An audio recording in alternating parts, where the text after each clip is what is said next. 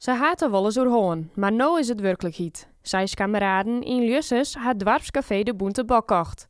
De vriendploeg wie benauwd dat het café, dat al even te keep stie, een hele oren invulling krijgen zou. En dus gaan ze met elkaar om tafel zitten. En zo gezegd, zo gedaan.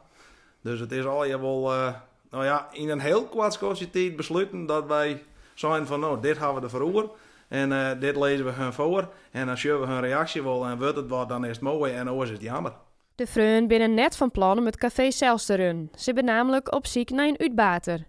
Tegerre willen ze daar zien naar wat voor mogelijkheden er binnen.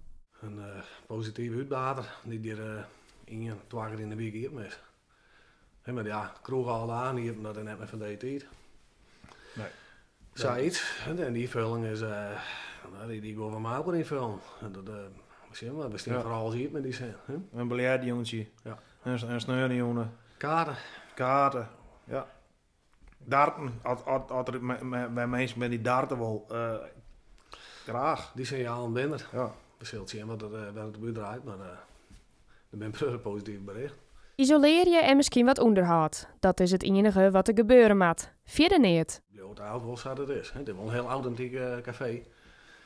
Maar alles wat erin zit. Met de schildering van de walvisade. Het belangrijke dat de oud was dat bleef, ja. Dat wil insteken. Ja, het is zo dat het altijd best had.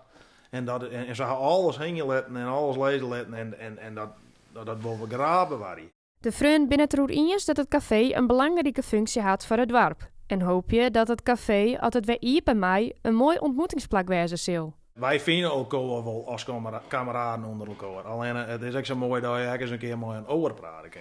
Dat er even een oor onder werd. Nou het keertsen, emotioneel naar de kroeg. Ja. En Straatkeersen, Ja. typeling, neem maar op, dat gebeurt die zomers op het dik. Dan staat het kroegje centraal en dan is het terrasje vol, wat daar leuk is. Hè? En dan heb je het prachtige jongen met het hele dorp en dan is het heel erg drempelig. Hoe het precies al hierin zal, is nog net duidelijk. Maar het is wel duidelijk dat de man er alles ontdwaan zullen om het café de Boente Bok weer te openen. dat er geen uitbater komt, dan maar misschien op een andere manier een invulling aan kunnen aan het pand. Ja. Want wel let het natuurlijk net leeg staan. Nee.